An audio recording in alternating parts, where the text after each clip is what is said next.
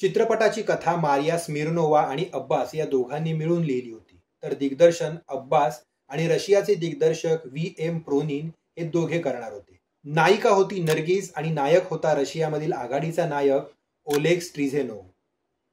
इतर भारतीय कलाकारांमध्ये होते पृथ्वीराज, डेव्हिड, मनमोहन कृष्णा, नृत्यांगना पद्मिनी, बलराज सहानी आणि जयराज.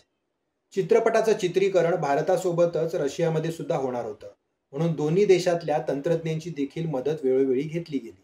चित्रपटाची कथा अशी होती की 15व्या शतकापर्यंत युरोपमधून एकही प्रवासी भारतात येऊ शकला नव्हता. तरीही संस्कृती आणि सुधारणा यांमुळे भारताची कीर्ती साऱ्या जगभर पसरली होती. या काळात एका स्वप्नाळू आणि धाडसी प्रवाशाने झारची परवानगी घेऊन भारताला भेट देण्याचा इरादा केला.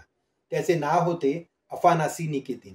3 समुद्र पार करून आणि वाटेत डाकूंचे हल्ले सहन करत तो पुढे पुढे जातच राहिला. कधी जहाजातून आपल्या लोकांबरोबर तर कधी चालत चालत त्याने भारताचा मार्ग शोधला आणि शेकडो संकटांना तोंड देत देत 3 वर्षांच्या प्रदीर्घ प्रवासानंतर तो भारतात येऊन पोहोचला. मग एक प्रवासी म्हणून त्याचे भारतात कसे स्वागत झाले, भारतीय लोकांबरोबरचा त्याचा अनुभव कसा होता, याचं चित्रण परदेस या चित्रपटात दाखवलं गेलंय.